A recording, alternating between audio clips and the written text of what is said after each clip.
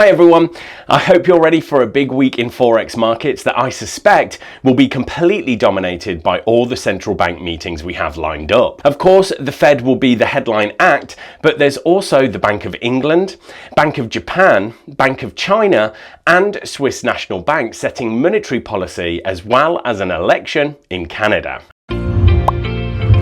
GKFX Prime presents the week ahead. I think it's worth by starting with the bigger picture that the major Forex pairs are mostly directionless. And why is that? Well, I think it's for two main reasons. One, we are just waiting for the Fed to get going and start tapering. That would enable us to see how expected changes in US interest rates compare to changes in other countries.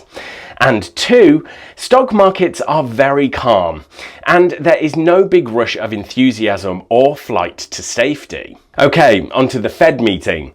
Remember, we just had Jackson Hole in August, and the message from Fed Chair Jerome Powell was that the Fed expects to start tapering this year, but that the economy is not quite ready for it. Since then, we've had the disastrous August non-farm payrolls that backs that opinion up, but also stubbornly high inflation that increasingly doesn't look transitory. Consensus is that the Fed does nothing at this meeting and tapers in either November or December. Goldman Sachs thinks there's a 70% chance the Fed tapers in November and expects it to cut bond purchases by $15 billion per month from $120 billion to $105 billion. What we need to look out for is whether the Fed announces that tapering will begin in November at this meeting. If they do, that would be a hawkish surprise and likely dollar bullish. The November decision is on the 3rd of the month, so chances are they announce at that meeting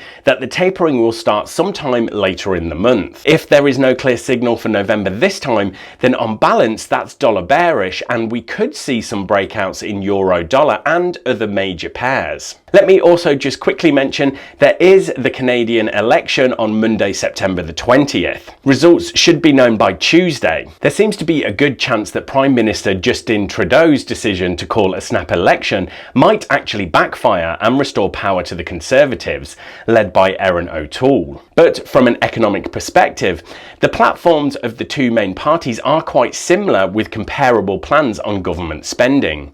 So the result will probably be a dud for the Forex market with no big moves in the Canadian dollar. Oh, and guys, please can you just take 1 second to click that like button for the YouTube algorithm, as it really helps a lot more people see these videos. Okay, so let's round off with the economic calendar. So chronologically, we have the People's Bank of China setting the LPR. Consensus is they hold rates steady, but if things go badly with Evergrande, that could turn into a surprise rate cut. The BOJ won't move until the Fed, if ever. The SMB will wait for the ECB and are still mainly focused on currency intervention. And lastly, the BOE is facing some pressure to act given the 9-year high inflation and has already announced its slow plan for tapering and intention to eventually hike rates to 0.5%. Outside of the central banks, there are preliminary PMIs for September, with those in the US worth a look to compare economic activity with rising COVID cases. Right, thanks everyone, good luck trading this week, and make sure to click on subscribe so you don't miss the next episode of The Week Ahead.